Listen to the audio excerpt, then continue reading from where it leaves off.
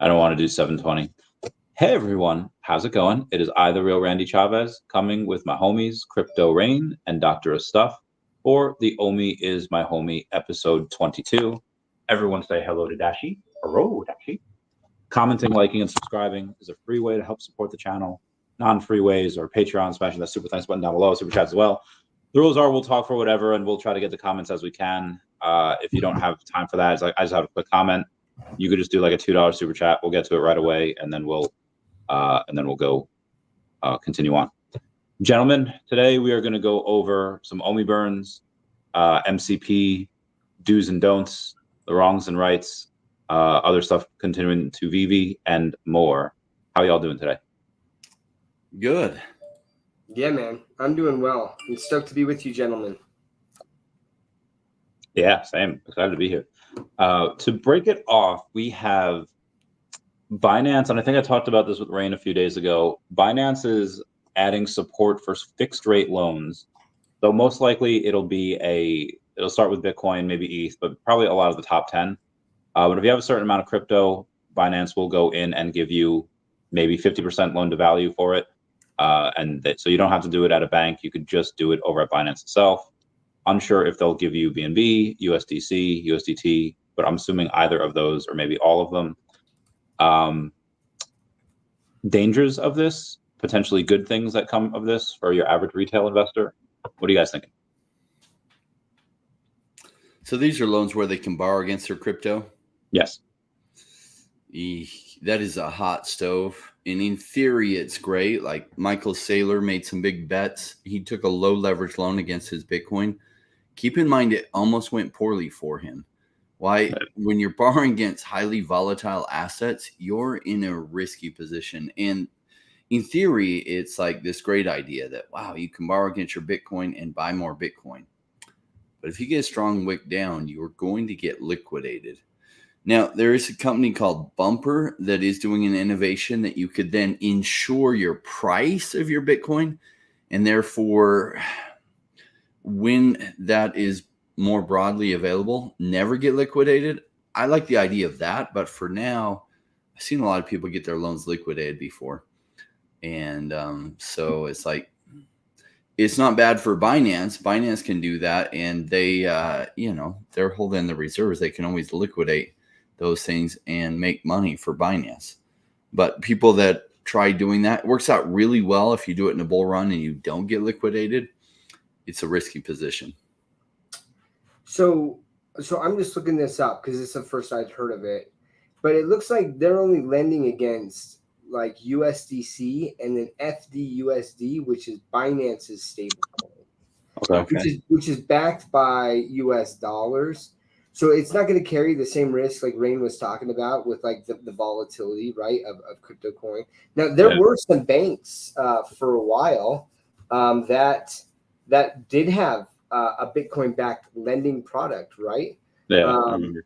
And that was Silicon Valley Bank, I think, which was one of the ones that almost failed in 2023. It ended up kind of surviving, but then unwinding. So anyways, interesting stuff, but that just goes to show you, yeah, like Rain was saying, the volatility, it's a lot different because you have this, you have those type of products in TradFi with stocks, right? And with like low LTVs, but like stocks just in general don't have the same volatility that crypto, like the daily swings that can happen there. So I would be very, very shocked and surprised if any non-financial institution tried doing it like a crypto-backed lending product, just because the cost of capital is so high with that, and the risk tied to it is so high. So interesting. Yeah. So if you think about it, you can borrow from your stable coins alone, and it's like, why would you borrow? Be paying interest against your stable coins. So that part I don't get. So they're not the only company to do this. Recently, we had Bitline put out a thing on Yahoo Finance saying that they partnered with Definity Markets, aka the Definity token that does sponsor my channel. I think Rain's as well. and they're doing something where if you have a certain amount of crypto, and maybe some Definity as well, you may or may not be able to get discounts. I'm not sure yet. But if you have a certain amount of crypto, you'll be able to go to casinos, and then you'll be able to say like, hey, can we get some gaming chips and use our crypto as collateral? And you'll be able to do that. So again, the CEO of Bitline was really excited about that. I'm not 100% sure which casinos that's going to be. I don't know if that's going to be anywhere where Definity is located over in the UK. If it's going to be anywhere in the US. But you could borrow up to $10 million for that, and this is, I'm guessing, really only for like the high end people. But they're not the first company to do that. We'll probably make a video on that at some point. That makes perfect sense, because a lot of gamblers are also in the crypto space. And so, as we were talking to Manu a while ago, Manu was telling us that these gamblers often go to like big tournaments that have like a $1 million or $2 million that you got to front up front. And they're like, hey, can I send it in Bitcoin? And they haven't been able to custody the Bitcoin in any way. And so they had to say no. And so this announcement allows that to be the case, that yes, they can send it in Bitcoin now, which is awesome. Heck yeah. And then you have eToro that's reaching, they have reached a $1.5 million settlement with the SEC, agrees to stop trading most cryptocurrencies. Are any of you guys on eToro, or any of your Patreons or people in your community? All right, cool beans. Glad to see that. I'm not sure if this sets any precedent or if you guys knew anything about that. Basically, the SEC found that eToro had allowed U.S. customers to trade crypto assets being offered and sold as securities. Oh, no. Okay. I'm just like, oh, no. The SEC is trying to protect us from the big bad eToro that let us trade cryptocurrency. Oh, bless their hearts. Gary Gensler, you just really are looking out for the U.S. people. Speaking of the U.S. people, in the presidential debate on Tuesday, there was actually no mention of crypto. I figured that has been a ubiquitous term and would have been large enough for people to at least make the debate. So there's been a lot of stuff about that online. There's been a lot of political strife about that. Because we're like all in on crypto. Is this something that maybe we're overestimating the importance of it? Because it didn't make the debate. Even though there was a couple of things that made the debate that wasn't brought up in a question, the candidates just kind of like to go off the rails on doing their own thing. But yeah, it wasn't even brought up. Is that where you guys at all? I mean, let's be real. Was ABC News going to bring up something that would make Kamala Harris look bad and Trump look good? That is a good point. Man, yeah, you don't want me to go down that rabbit hole. I spent several hours dissecting kind of that interview and obviously looking at commentary on both sides of the aisle. So yeah, like Rain said, they weren't going to bring that up, and honestly, it's not one of the hot topics. Like I'm glad that they talked about the economy a little bit, even though one of the candidates legitimately sidestepped that question, and the moderators did not do a follow-up or anything, which is like, that's crazy to me. That's one of the most important, I think is actually the top worry for voters, and the moderators just let one candidate sidestep that. So but that being said, Trump just announced, right? Did you not see this? He announced, because he has, this is gonna be weird, but he has this World Financial Coin, right? Yeah. Have you heard about this? Right. And so he just made an announcement today about it. And so I am really hoping that he's got some solid advisors, because we cannot have another issue where Gensler's able to go after Trump on this, during the election period. But I think that it is a strong focus for one of the candidates, just in general. And if one of the candidates is literally launching a token about this, you better believe that they're going to be looking at the regulations and making it a point to add clarification to this space, which is so desperately needed. Yeah. They want to make finance great again. The World Liberty Financial, the Telegram, the token, they'll be going live with Trump on September 16th at 8 p.m. Eastern Standard Time. I cannot wait for that. I'm very excited. I'm in their Telegram. I love it. Anyway, bringing it over to, I guess we'll start with the VeVe before we make our way to OMI. We had My Collectibles had posted the other day, in one sentence, please share what you love most about collecting VeVe digital comics. This is for research purposes. Me and Rain talked about this the other day, just based on how digital collecting, a lot of ways, can be a lot better than physicals, just because they don't get destroyed. They always stay in perfect condition. But Doc, what about you? You've recently also been vocal about the Aliens vs. Avengers comic, which I love. But what do you love most about it? I mean, I think that's the case. So I have said multiple times throughout the years, I've talked about this stash of comics that I had that I thought my mom threw away, right? And I recently found those comics. Like, I thought that they were gone, right? Let me show you the condition that they're in. Now when I bought these like brand new, okay? I bought these brand new. Let me show you the condition.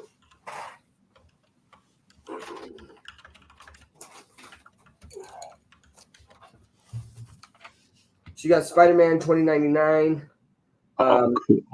It's in, like, I mean, it's not great, right? I mean, definitely nowhere in the nines. The Soul Skinner FA appearance, right? Like I looked at all of these, and some of these are reprints, right? Superman versus Flash, and so this one, actually, this Superman one is probably one of the better conditions. I've looked all of these up, right? I'm like, dude, did I somehow, when I was 10 years old, able to get like Deadpool, like #1, right? New Mutants or anything? Like, no. Like, I'm looking at some of these, and like I do remember, like, some of them just were like, I just thought that they looked super cool too. Like, I love Colossus, and this I love this. I love this cover. Such an epic cover. But anyways, where I'm going with that, right, is they are not in good condition, and I love the fact that I legit don't have to worry about that, going forward. Now, I mean, I have been buying more physical comics, and I'm taking a lot better care of them. But that's one of the biggest things that like I love, and the fact that I can just carry those comics around and access them at any time. So when I'm on an airplane or something, I'm like, I'm just gonna like read one of these comics and throw that out there. But you guys keep chatting, because I got to show off some of the comic purchases I've made. All right. Yeah. Oh, Rain, the other day we had a announcement about Happy Tree Friends, and something that has it's a crafting module. You'll be able to go in, if you get all 3 of these Happy Tree Friends from the store, you'll be able to craft. And if you craft that secret rare, there's only 109 of them. You also get 100,000 MCP points. There's been a lot of back and forth about this, whether it was a good or bad idea. My Collectible says we have to consider that there are a lot of collectors on the platform and in the community who are not whales, do not have the ability to stack collectibles for massive MCP, and these are going to be the types of opportunities to help them compete. Otherwise, only top players will be able to win. It is about balance. Now, I think a counter argument to this is that whales can just buy this anyway. Like, it's not really a game of chance for a whale if they could just buy it to get those MCP points. And this also, if they weren't already hyperinflationary, which they are, putting in, again, you have 100,000, there's going to be 109 of these. You're actually putting in another 11 million MCP points into the system. So I do not like it, but I want to hear your thoughts. It's early enough. I need to see more cause and effect with them giving MCP points for crafting, like big values like this. like you said, the whales can just go in there and they can buy this collection and add to them. Can someone else? Yeah, kind of. If they get the secret rare, right? So non-whales can probably afford the secret rare, and this is a way for them to then get a whole bunch of MCP points. But how much are they going to spend for that? And remember, often in the crafting in this slower time on the VeVe marketplace, you end up behind. So like if you crafted, what was it? The Thanos, you could have just bought the Thanos later for a lot cheaper than what the components to craft it. Now, if you did craft it, well, then at least you have like a virgin mint, right? So it hasn't been held by any other wallets. Perhaps at some point that has value when you go to sell it, but maybe it doesn't. So, you know, when we were talking about this, I was like, I'm just going to wait. Like some people really like the crafting, and for them, that's cool. I'm more as an investor. I love to see increase in value over what I pay for things. So for me, I'd just rather buy it later, like 3 months from now when nobody's thinking about it. Agreed. Doc, did you find some stuff there? So happy. Where, did you go to your local comic book store, or did you order that on eBay? No, I went to my local comic book store and they still had this. Wow. So they only had one copy left. Yeah. You know, Scotty Young. So I picked that up. I also picked up some different rarities of Exceptional X-Men, right? So, I mean, this is the foil cover, but like I've got like the 1 of 50, which is like a virgin cover, and wow. I'm going to order the Rose Besh 1 of 100, which is also a virgin cover of her, which is beautiful. And then like I want to get it signed. Hopefully at New York Comic Con if Rose Besh is there, and then get that graded.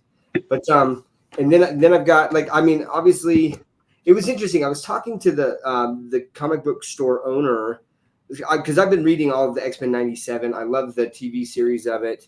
And then Rain was with me with this. Shout out to Vincent Zerzulo, right? The Addiction comic.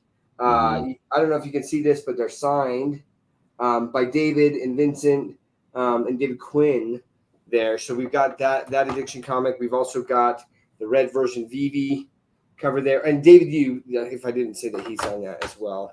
And then Jose Labrada, who is actually the artist for this cover, got him to sign that as well. And he's the one who actually did this X-Men 97 #1 commission for me of Wolverine. So, and then I, with that X-Men 97, like I got the 9.8. So, VeVe's turned me into a collector, which is good and bad because as you see, like I don't have a lot of space. I don't have a lot of space for these things. I'm like tripping over myself as I'm trying to like buy these boxes to stack some of these comics, and but I love it, man. Like I just enjoy it, and it's been fun getting to know the comic book shop owner, and I'm slowly trying to like talk to him about digital and trying to get him to download the VeVe app. So we'll see if that happens. Yeah, that's the thing with these. I called my local comic book store as well, and I called a couple of them because one of them, even after the first week, they were out of the Aliens vs. Avengers. And I called another one. I was like, am I really going to do this? Because if I start once, I'm going to keep on doing it again and again. And I just didn't want to go down that rabbit hole. But speaking of comics, we have a bounty that has been raised for the second time. Fantastic Four number 48. The mint number 1966. That's the publishing year. 64. This is the first appearance of the Galactus. 1964 is the mint number that they're looking for the bounty. Comics and Crypto put number 1966. Did he trip out? Did he make a mistake? Maybe. I mean, no, even on I'm sure I made the mistake. On the picture, I made a mistake. So Oh, anyway. Okay, yeah, keep going. Okay, cool. All right. I'm just scared there. Anyway, he started it off at 1,000, And I guess every time he raises it, a couple more people do some buying. He raised it to 1,500 because there's 10,000 of these and only like 3,500 were sold. So there's like 6,000 left. And there's like $20 each comic. So it's, can get expensive pretty quickly. Raised it to 2,000. I haven't taken a look at this in a bit. Last time I checked, there were over 6,000 left. If I type in number 48 and go to comics, I should be able to see it. Yeah, 6,094 left. But $2,000 for this. So I got confused because they offered a bounty for Mysterio number 1964. I was like, dude, I know I saw that mint number. So I'm glad that you clarified. Good call. Yeah. Yeah. So these are, I don't know. I get it. This is kind of a big one because it's, the coming of Galactus, but you have 10,000 of these at $20 each. $200,000 is a lot. And even with this bounty, it's only at, like, if you wanted to clear it out, you have to spend $121,000, which is it's quite a lot. The mint numbers are very interesting because for the Mysterio one, they had it at 3,000 comics, $7, sold out instantly. Everyone is happy about it. And then like the next comic that they did for like a less key version, it was like 5,000 mints. They just increased it. I know you can't please everyone. How does VeVe go and try to please as many people as possible while also netting something that still keeps them in the black?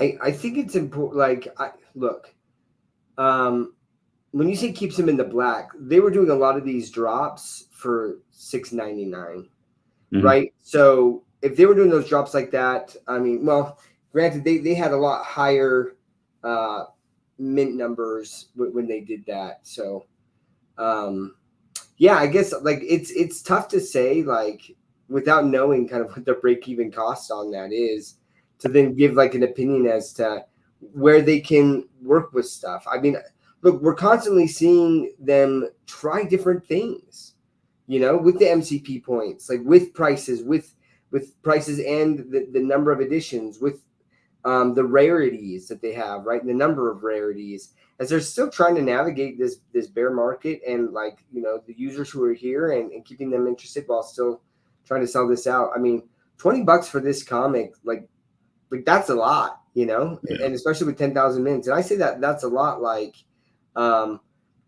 because even if you're comparing, I mean, DC just did a drop with the FA of the Batmobile. That was $20, but they had 3,000 editions, Now I would definitely, I think that this is a bigger, more important comic. So like, yeah, man, like, I'm not gonna pretend like I have the answers on this because I need more information before I could give really what I feel like would be good insight into, hey, what are some of the things that they could try? Yeah. What about you, Rain?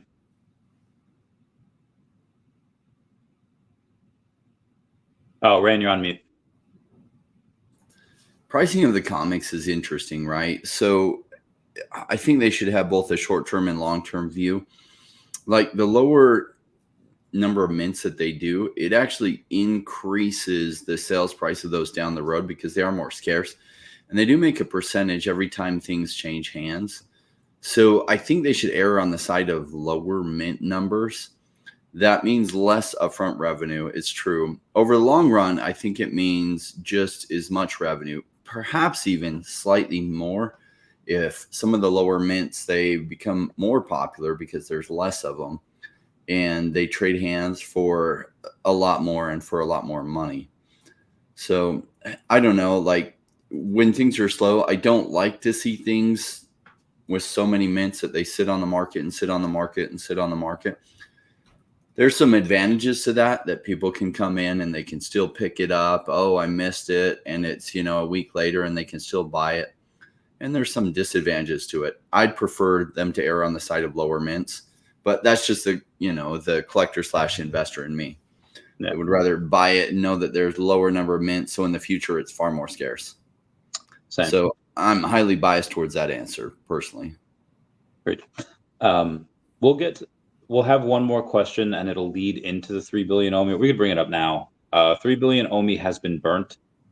This is something that was left over. This is not coming out of the 5.5 billion OMI that is supposed to be burnt from the business development wallet that they told us about that like a year ago. And this did not come from the team either. This came from VeVe Meister. It came from just the community. And the reason I bring this up is because there is the other day, VeVe Digital Collectibles posted, hey, take a closer look at Happy Tree Friends and all this. And David had answered, and that was not the only thing he had answered. Somebody else had commented down below, like, hey, can we get an AMA? Can we get this? Can we get more communication? And David just smiled like a handshake, a wink, and that alluding to that something like that might come. Is this something that the team should have announced, the 3 billion OMI, or is it more fun that the community goes in and discovers it? Okay, are we really sure that it's actually like burned OMI? I'm trying to look for a comment that Foster had made that I thought that we had. I'm trying to look for this. So continue on while I look for this. So it's a little over 3 billion due to tokens being stuck on the bridge from Immutable X burn wallet to layer 1 ETH burn wallet. So those count in circulating supply while they're stuck there. And that's the 3 billion that was done. Like that's the one that was removed. It should have never been there in the first place. But it had counted towards the circulating supply. And that's why. There you go. Okay, so that's that clarification. It had counted towards the circulating supply. So I think that there was I wish that they would have made that clear, that there would have been kind of like a formal announcement as to what that is. I think that's part of these things where I do wonder why, I feel like that could have been a pretty easy win to communicate that and be like, hey guys, just so you know, you're going to see this happen. Here's why. Because regardless of how it's couched, I still think that people would have just been like, dude, sweet, 3 billion OMI were just burned, you know? And I think that could have lifted sentiment a little bit. So a little surprised that they didn't take advantage of that. What about you, Rain? I'm okay with them letting these things happen. I just wish they had clarified right after people noticed it and stuff exactly what it was, and maybe that's why we do now know is that they did clarify it. So cool. I like surprises like that. You get more long term by surprising people in good ways. So it's actually goes in the psychology of people behavior. So it's how do you dict people to you, and it's reward them inconsistently. So what's up, Sleepin'? How's it going, Pam? For me, if I look at it from a gaming perspective, there's two ways to look at it. It's nice to be able to get, if it's a hard game, to buy a manual and see hey, here's a secret item here, here's something over here, I can get extra points here. But it is more fun to grind at a game and just to look at everything. You talk to every NPC, you press A where the invisible item may or may not be, and sometimes you surprise yourself. And that was, I think, the most fun. I think it is more fun when the community discovers it, but that's just my own opinion because I'm not worried about the price of the token. I'm not worried about the future of the company, where many others are. Despite me screaming from the hills, everything's going to be okay. Not financial advice. But yeah, I'm curious to see if they do any types of AMAs or anything of that sort. Anyway, moving on. We have a ice hockey curious, always be leaving. We have a bunch of sales for other NFTs. They're not on VeVe. There were $500,000, $1 million, and $1.4 million worth of CryptoPunks. These are things that had very specific traits. They're very rare. They're very scarce. So maybe they're not money laundering things. Maybe it's something that just happens to actually be worth it for some of these people. There is a lot of money going into NFTs. I think when OMI to NFT comes out over on Stacker, we might see a couple of these because we have a bunch of really scarce items. We have the 107 James Bond stuff. We have just secret rare Spider-Man stuff. If Marvel allows all that stuff, we're not 100% sure yet. When do you think it comes to us? Do you think like flippers need to come out? Do you think like whale manipulators need to come for it to kick off? Or is it just, do we have enough cool IP that stuff's going to come anyway without Team Rocket coming in? It won't necessarily come at the same time as the NFT run comes. A lot of the NFT will be focusing on like things on ETH and other things like Solana. And then somebody will notice, oh my gosh, this stuff on VeVe. And then some money will probably cascade at some point down the road. And that's kind of how it played out last time. My guess is it'll play like that because it's a very different sandbox. The overall concept is similar, right? NFTs are really just digital collectibles that are verifiable. And VeVe stuff is digital collectibles that is verifiable. VeVe's is in their own sandbox, though they're expanding it through Stacker to a second sandbox, which is cool. But it is a different sandbox.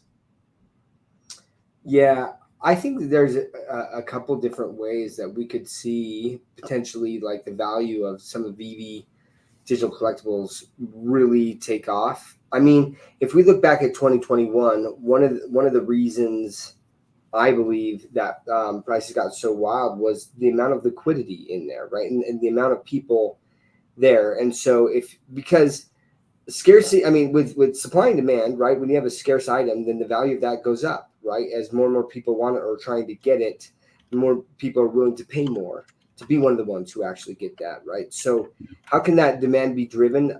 It could be that adding utility to these digital collectibles. So, right, like if we see, because I've seen that video of Fortnite and Disney working with Fortnite, and they've got what looks to be the partner statue in this sort of metaverse thing, right? And so if there was some sort of connection there where it was like, hey, the skins, if you have a certain collectible, a secret rare or whatever, or you have the set of Spider-Man, then you get XYZ skin to be used in Fortnite, right? There's only 1,000 of those. And when you have millions of people playing Fortnite and some of those people with loads of money and they want to flex that, right? That's when you can get money in there. So I'm trying to think of different ways, right? Because there's also the crypto way with potential interoperability. I do think that you would get some people, some crypto whales that if they were like, hey, I could literally hold this in my cold storage wallet, right? And take this out. I think that there would be whales in crypto that would then really pay some serious money for that. And we see that because I'm taking this. It's not just me like thinking about this, right? There was a big crypto whale with a lot of apes, bored apes at the time. The apes were super high in value. And he said, when Mickey Mouse came out, Steamboat Willie, when they announced Steamboat Willie, which is like late 2021, when VeVe collectibles were starting to go up in price and value, right? And he was like, I will straight up trade one of my apes for the first Mickey Mouse that he thought was on the blockchain. Now, some people were like, hey, it's a walled garden and things. And he's like, oh, okay. So like that to me shows that there are people who would value that, but they want that interoperability. So I think that there's a few different ways that can happen.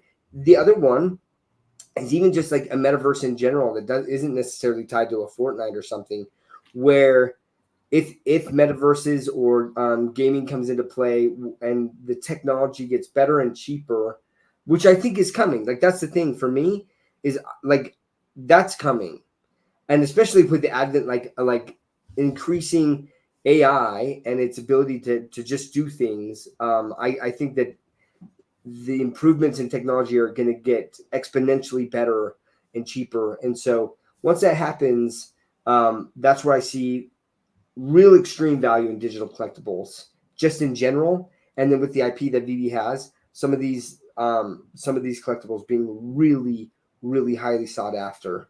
But how long that takes, I don't know. With any of those, right? I think Apple's helping with that because the upcoming iPhone 16 and 16 Pro, you have the models that will have the capability to cast a bunch of those tokenized arts from your ETH wallet to any TV using the White Walls app and an Apple TV receiver. So it's coming. Like it's coming. I don't know when, but hopefully we get that soon. Turtle saying, what are your thoughts on Vision.web3 or at Polkadot.web3 doing a giveaway for 20 million OMI? We tried to look for this. I don't know if did you guys hear about that? Yeah. So go ahead. Supposedly he offered a bounty that when he gets to 2,000 subscribers, that then he's gonna, for somebody who had posted, like forwarded that or whatever, he'd pay them 20 million OMI.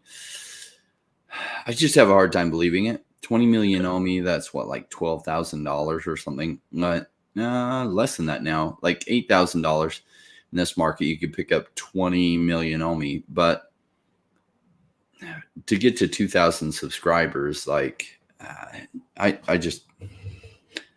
not buying it. Yeah, I don't think so either, because he says he'll give 20 million OMI tokens to anyone who likes and retweets this post after I reach 2,000. Yeah, there's no way. I shouldn't have even brought that up, to be honest. Turtle saying, are we doing any bidding to burn OMI for beer tonight? Can we talk about this? Yeah, let's go. Let's start advertising this, right? So shout out to the Golden Dragon Club, but they have offered, and we're going to start, like, we need to market this a lot better. I'm sorry, man, things got ahead of me,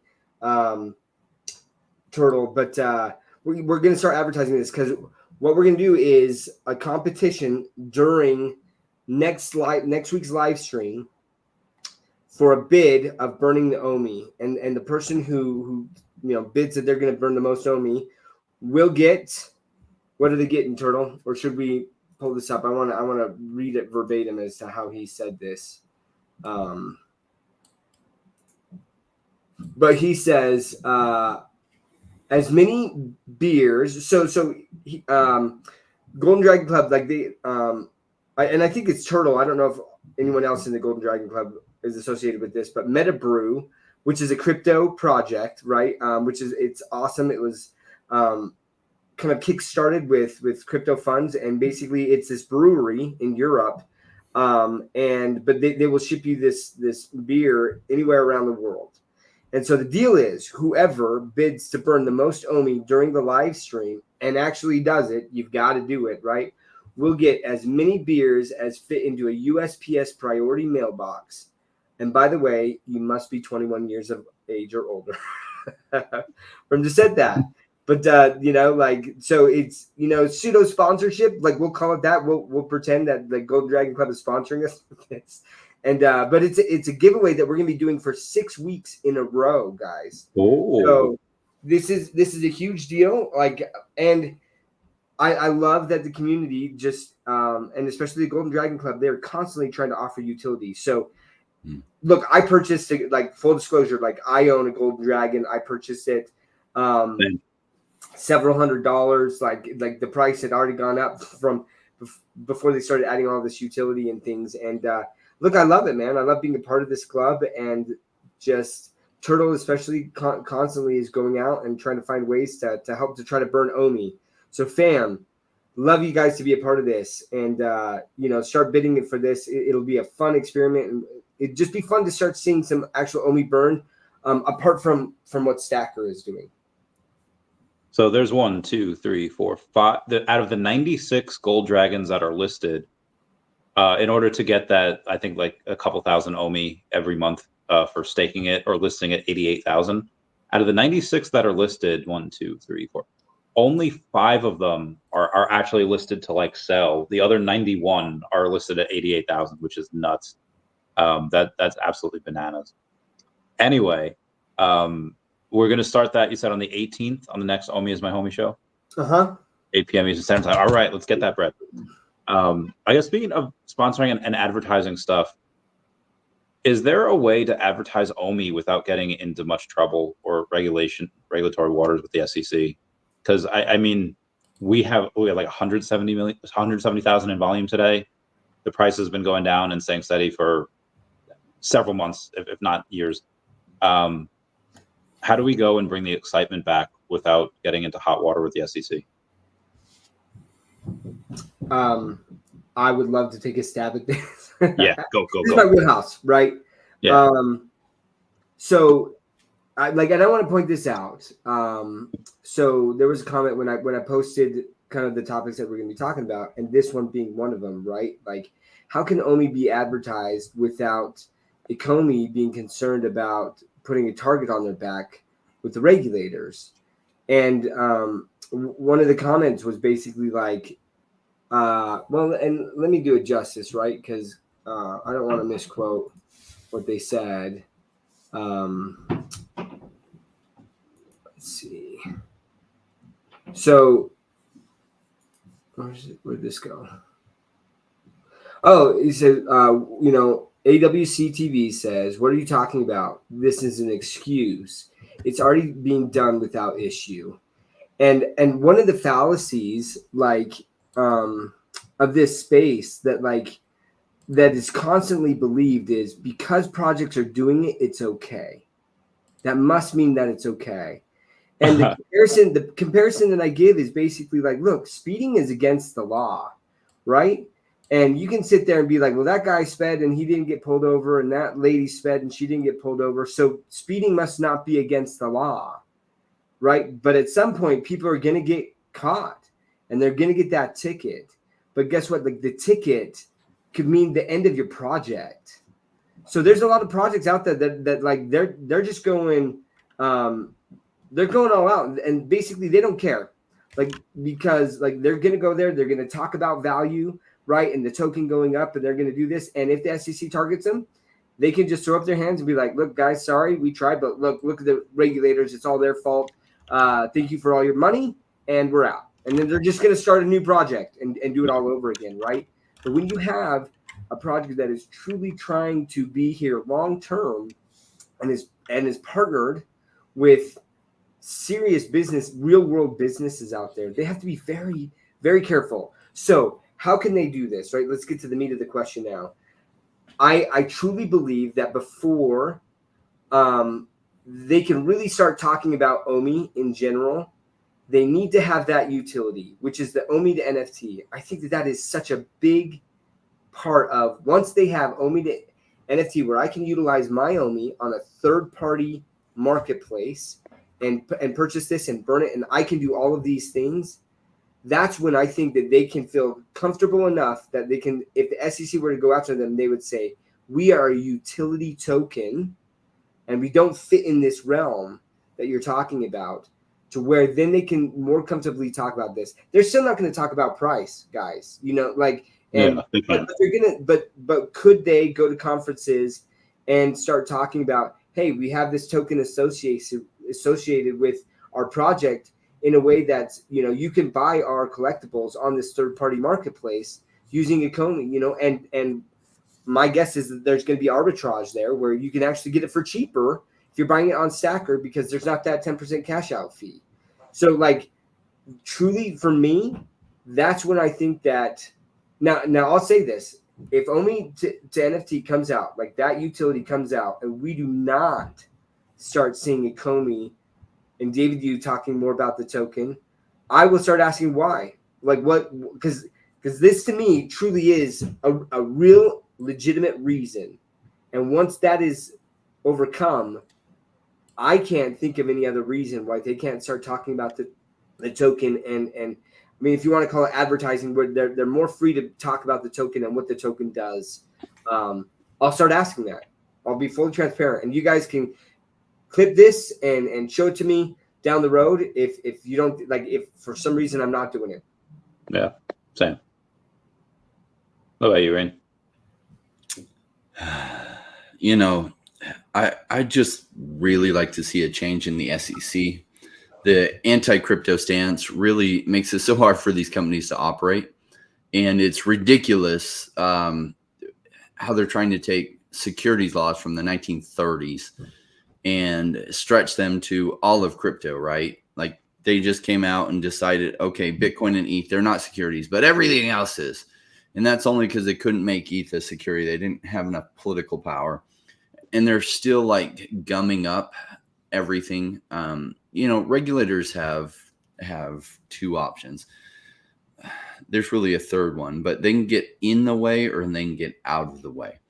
Now, if they get in the way, sometimes that's good because they can prevent they can like say, you know what, we need it to go down these pathways so things are more protected. And that's what the regulator is supposed to be there for.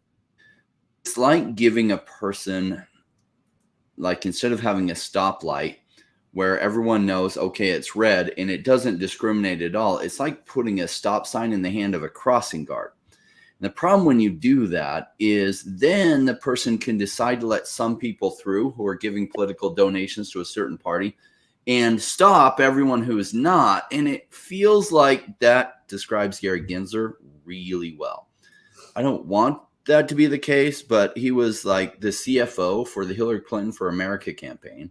And now he's head of the SEC, and he didn't have any problem with Sam Bankman-Fried, even though Sam Bankman-Fried was like doing all kinds of crazy, shady stuff. Sam Bankman-Fried was giving huge donations to, to Democrats. And so you have Gary Gensler there with the stop sign saying, nothing to see here.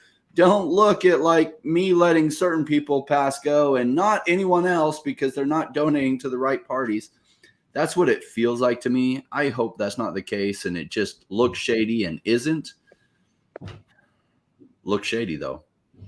And so I'd like to see Gary Gensler like get ousted and not just some crazy crappy replacement for him that does the same thing, but actually an overhaul of the SEC so that they're really just trying to put guidelines and they stop trying to put the brakes to protect.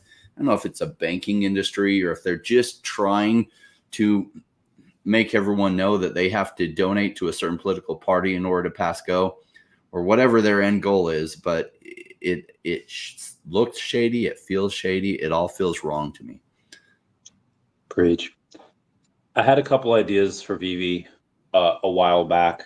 And I think now, because you had DraftKings that had closed up their shop, Immutable X, or at least their NFT shop. DraftKings as a company, $17 billion, they're fine.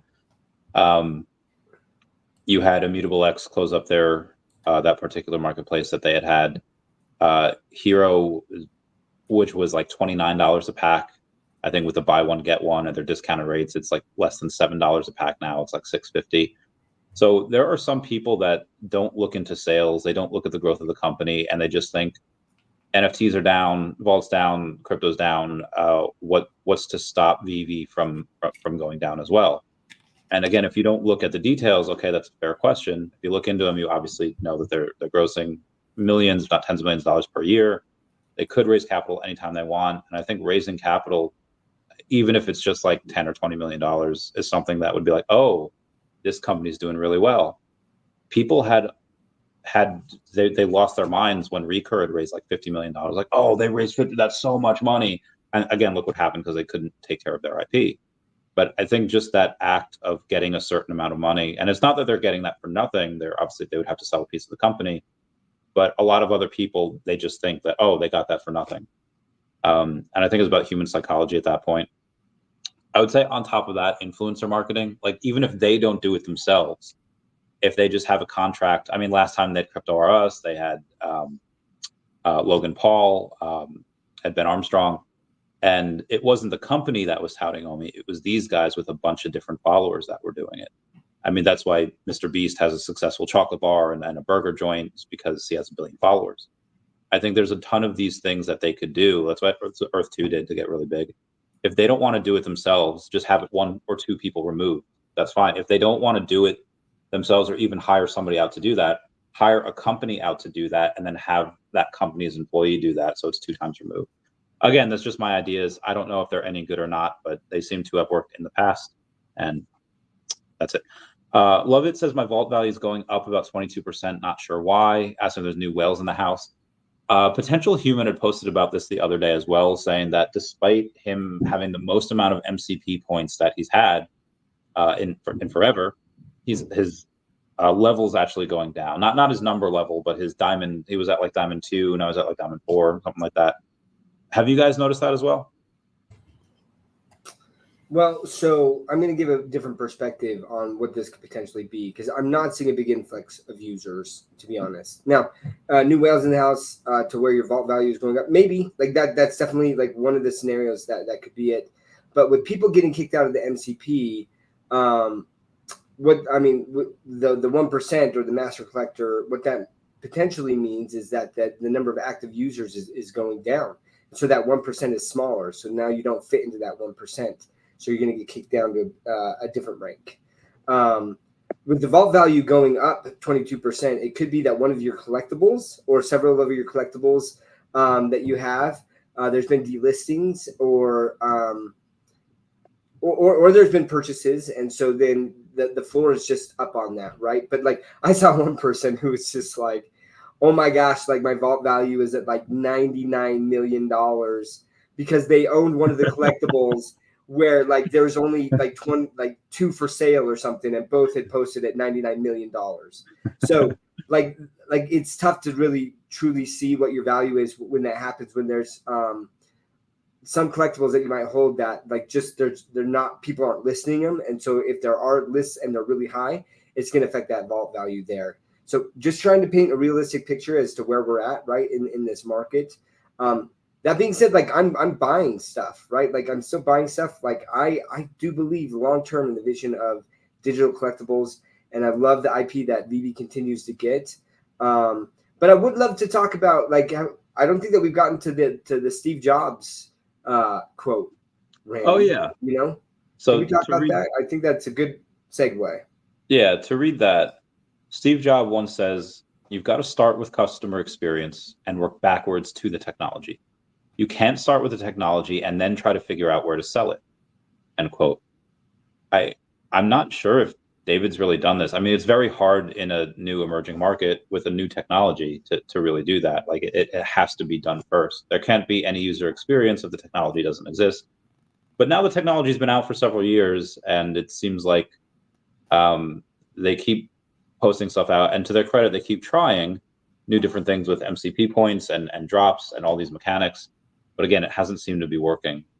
What do you guys think of the quote? What do you guys think that they can do to enhance users' experience?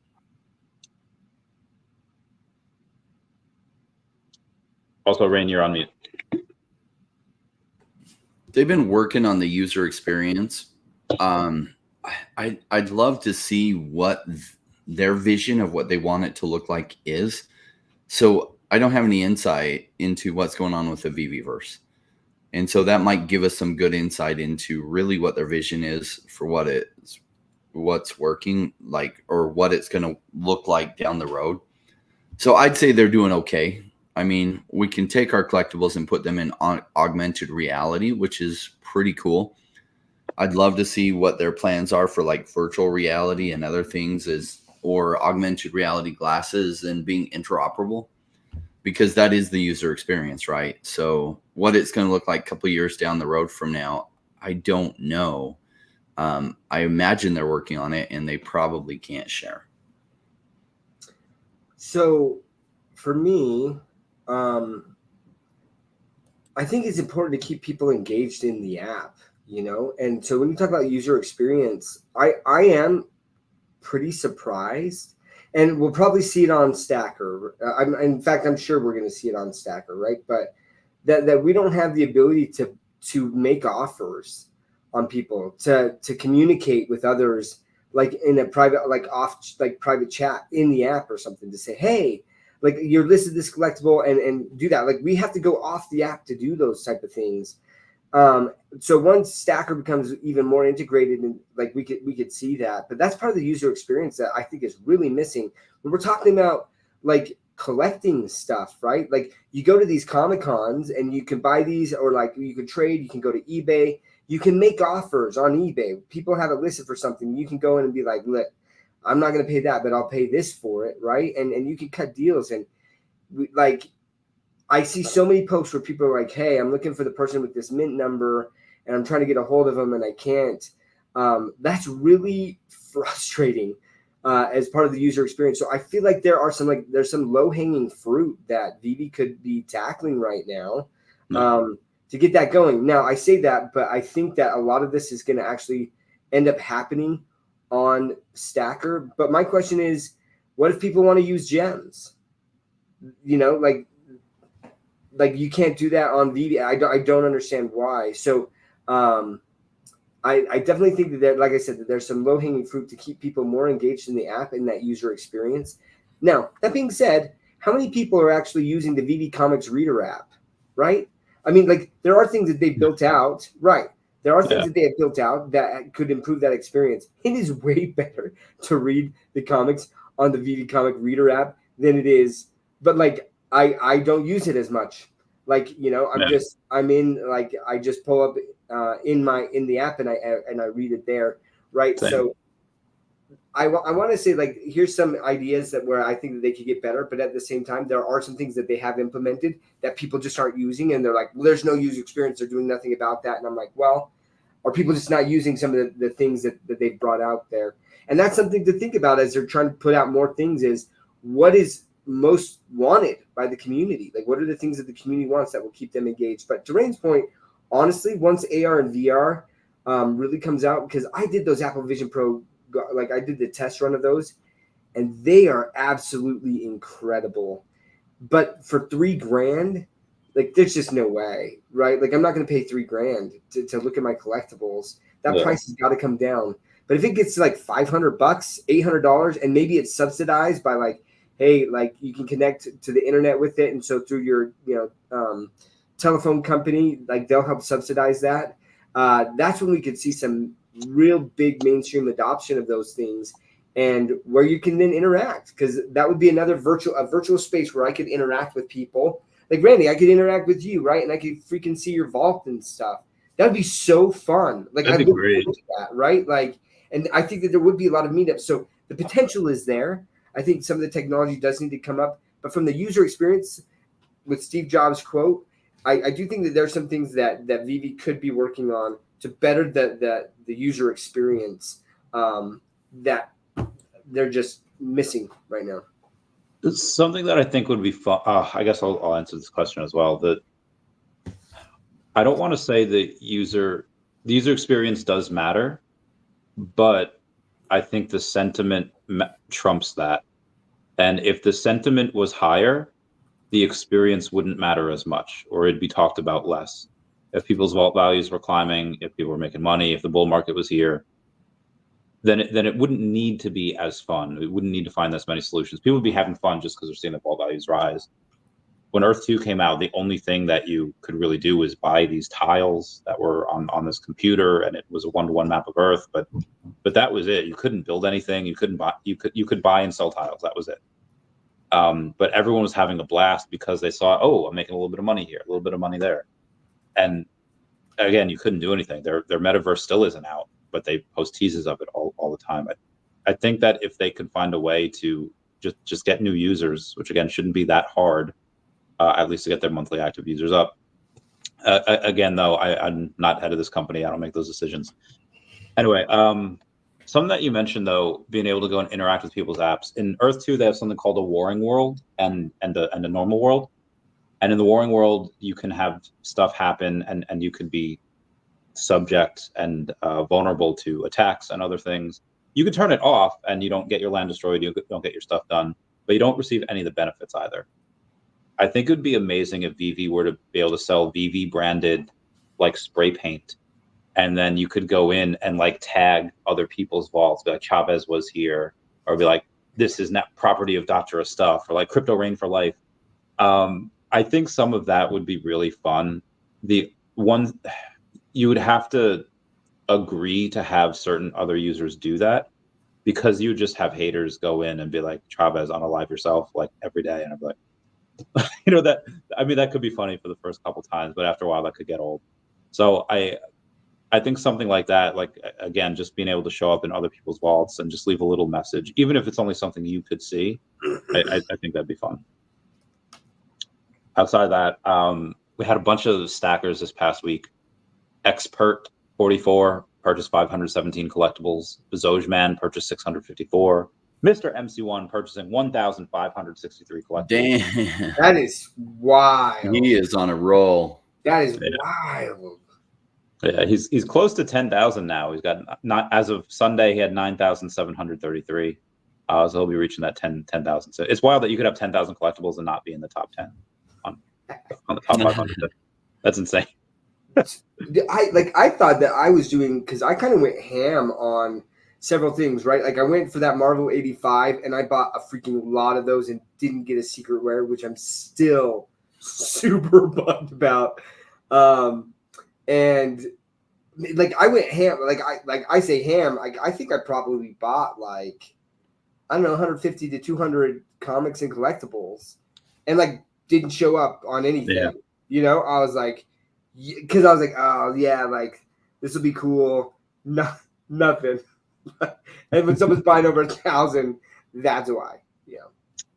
Yeah, I bought a ton of those Aliens vs Avengers comics, which the commons are like, commons are like $9 now. It's like, oh, nice. So that's pretty cool. We had an influencer, the Modern Investor, post the other day. He now has 1,700 comics. He says that 99% of people have no idea what's valuable or what is valuable in the real world. Take advantage of it. There are little treasures on the app for $7 each now. He's been very vocal about buying more OMI, trying to get as much as he can, and about these VeVe collectibles. He's really big on comics.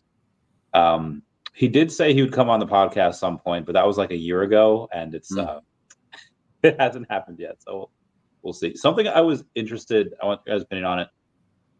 Back when we found out that Frank Kozak had passed away, there was a couple of, like, a bunch of his stuff like went up, and a lot of it came back down, but because couldn't make any more stuff, some of the stuff was really scarce. When James Earl Jones died, passed away a couple of days ago, I was expecting Vader to go up. I mean, we don't have a Mufasa on there, but now we have Simba. But Vader, it didn't look like it moved. Why do you think that is? Why do you think that, this legend passing away did not impact the price of the Vaders? Too much of a disconnect? Yeah, market's really boring right now, right? So the crypto market in general, which affects VeVe, digital collectibles, it's a whole new field, and it takes a while to really catch steam. Like one of the comments earlier was something about there's reason why a large part of the community is disgruntled with VeVe. Really, the reason why a large part of the community is disgruntled with VeVe is because price is down.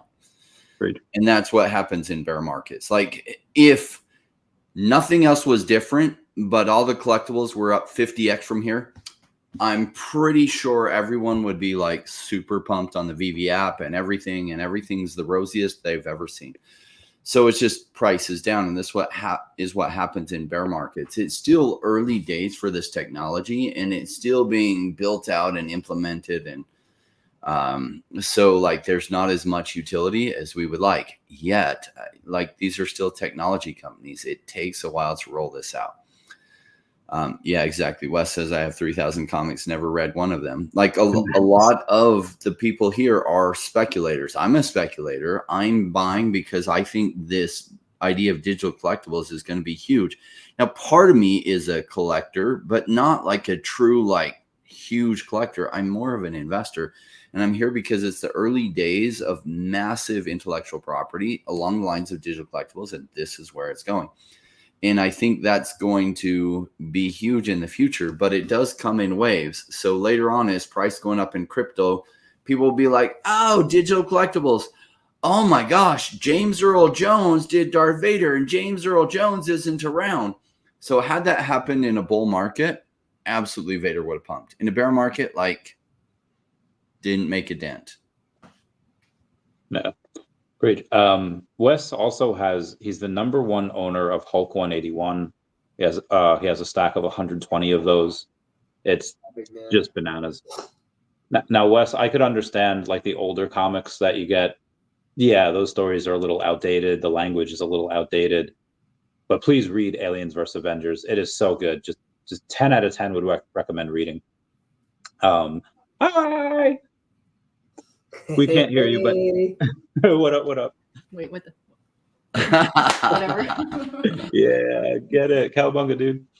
Dan O says, we have a lot more speculators than Kaki Gaijins, who's a true user because the user experience is boring, frankly, says he. I love Kaki Gaijin. He's got like a bunch of Anas. He's just a cool dude. It should be fun regardless of sentiment. I mean, I think it is. I mean, it is what you make of it. I mean, I don't want to give a girl a stick. What does she do? Like nothing. Give a boy a stick. it's a sword, it's a wand, it's like it's something cool to play with. Like it's about imagination. So have you seen some of like the vaults of these like vault builders? It's absolutely bananas. It's like being on Lucy without being on Lucy, going through some of their vaults. It's insane. So I think it is fun, but it is what you make it, in my opinion. Well, and hey, shout out to Tails. I got to give shout out to Tails. Right? Tails from the Rizzo, guys. If you don't know who that is, look that up on Twitter. Tails from the Rizzo. He started working in Unreal Engine 5 and put together this awesome little video with the VeVe collectibles, right? And it's so fun. And he's one of the ones who they did a preview of the VeVe verse and with something that he had built. Incredibly talented, and there's so many of them too that are out there. I do think that some of them are just kind of waiting for an easier way to build, and so I'm looking forward to that. I am looking forward to the VeVe verse. I would love an update. Did you talk about that, Randy? Like an update from the team in AMA, because I know that that's on the talking points. But yeah, I kind of brought it up before as just like, hey, it's something that just for communication. I didn't specifically mention VeVeverse, but for that, I understand that like, hey, we have a bunch of NDAs with, because we know there's going to be multiple worlds there. We only know one of them though, and only one of them is going to be Ron English's Delusionville. But we all know that. So can we just get like a 5-second clip of us running? Can we know the mechanics? Can we know like what to do? Like Tengoku Saizen, Tengoku, whatever game that is that's using OMI. We've had a bunch of trailers for that, and that looks fun. I'll play that. But like, how can you get excited about something when there's literally no content? Again, I'm not saying to give us a 30-minute trailer like Earth 2 does, but show us the engine. Show us what it could look like if you have a good graphics card, a good computer. Because yeah, it's that's like one of the most frustrating things that I've been screaming from the hilltops on, and I just haven't gotten nowhere. But yeah. CryptoCosmos says what people really want is the ability to make money off the drops. That's what drove hundreds of thousands to the app last bull run, and that's what will drive millions to VeVe the next NFT bull run. I agree. Soon, one day. Moving on. Was Cosmo correct? But in the meantime, need a better user experience and more updates to keep people interested. People leaving because of boredom and losing money. Again, fair point. VeVe Digital Collectibles posts in the I'm with you till the end. Are you excited for Venom: The Last Dance? I don't see any reason for them to go in and post about any type of Marvel or Disney movie trailer unless they had something to do with it. We already have, I don't know, any speculation on what we can get here?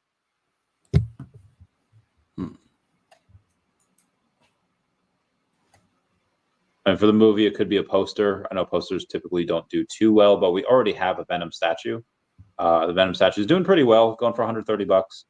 I don't know who else might be there. Other characters in The Last Dance. I haven't seen the trailer. Have you guys seen that yet? Neither have I.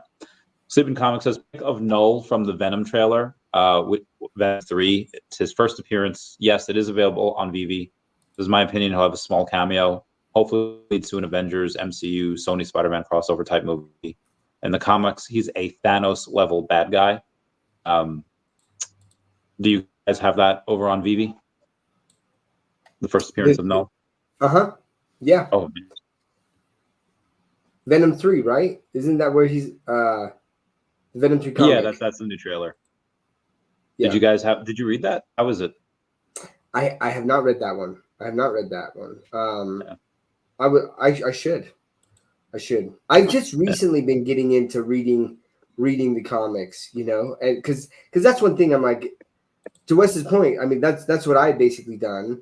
It wasn't until Hulk 181 actually where I was like, I want to read the first appearance of Wolverine. I've never done that, and so that was I loved it, man. It was old. And yeah, they're way better written comics nowadays, but just like the nostalgia of that, like, and just reading the origins, I really enjoyed it. And so then I was like, you know what? Like, I need to get more into this. So I'm like next on the list, which is actually like a lot bigger book, because back in the day, like these comics used to be a lot bigger, right, than they are now. I need to read Marvel #1. I need to read that. Can't believe I haven't read that yet. The thing that kicked it all off. I got to read that. You guys should read these. Start reading some of these comics, man. And I'd love to hear what people think. So, yeah, the older ones are a little harder to read. They have because it's just the language is different, the stories are different, the writing is different. Which again, some people love that. I mean, I guess it depends. Like, I still like the what are those what was that Outer Limitsy show? It's like the most popular one. Twilight Zone. Yeah, I don't know. I felt like that was made like 50, 60 years ago. And it's still good, man. I still like it. Still fun. But the Secret Wars ones, the Civil War ones, they're so heckin' good. Anything written by Jonathan Hickman is amazing. I love him. So we're going for about an hour 10. Y'all have anything else that you want to go over? oh yeah, man. I got tons of stuff, man. Oh, let's go. Let's go. My talking points. What the heck? You liked them? I did. Didn't we go over something? Let's see where we're at here. We did some of them, guys. I have. For those of you who don't know, Tops Now, they did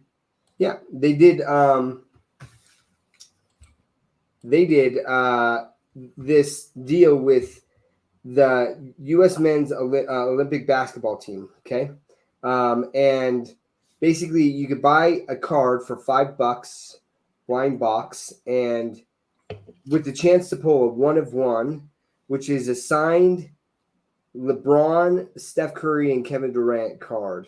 Okay, and I believe it has. I think that's the signature, but. And shout out to Comics and Crypto. They've talked about Ken Golden. If you guys have ever seen The Golden Touch on Netflix, if you haven't, and you're in the VeVe community, you need to watch that. You would love it. And Ken Golden has liked some of Comics and Crypto stuff, like, and Comics and Crypto. Like, I believe that they're kind of reaching out to him and talking to him about like digital collectibles, right? Like, I think that Ken is coming around to that, and it would be huge to have him, sometime down the line, like where we could auction off some of our collectibles on his website or something, something like that. But anyways, so in here are 5 Tops Now cards. The 1 of 1 has not been pulled, but Ken Golden, there's been multiple offers. The first offer was for $100,000, and this guy said, listen, if you pull this, I'll straight up pay you $100,000. Then someone else offered $200,000. Ken Golden has said, I will guarantee you $300,000 if you will put it on my auction site, right? And he's like, so a minimum of $300,000. He's like, but it could go higher, and we'll see. So I am going to be doing a live poll. I have not opened this, and we're going to see if I'm about to become $300,000 richer. Y'all ready for this?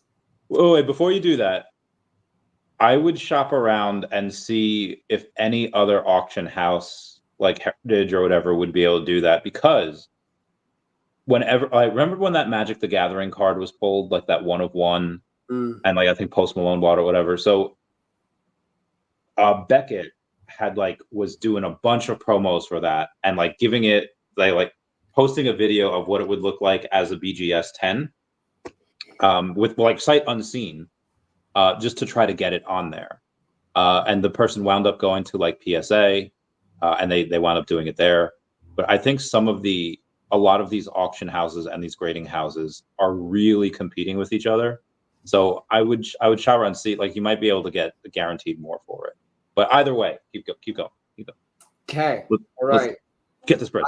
I've never done it, so I don't know how these how this comes out. So I don't like we're gonna see here, okay?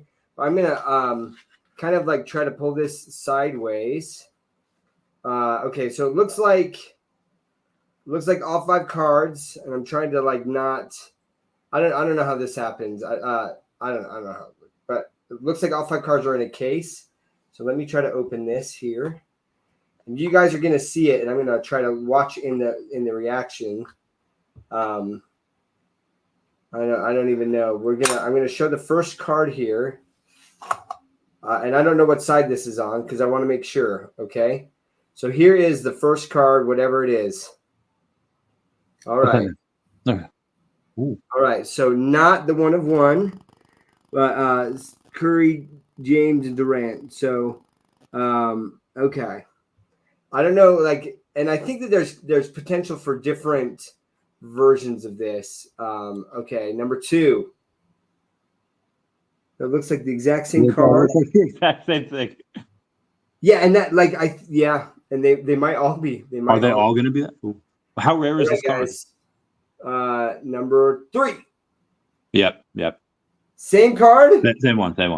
Come on. How rare is it? It's got to. How rare is what? The card, like how many people, like how many are there? Do we know? I don't know. All right. It looks like the next one. Yeah, Same one. No. Oh no, this is gonna be like my Iron Man pulls, right? They're all just like the common. Okay, guys, last shot here.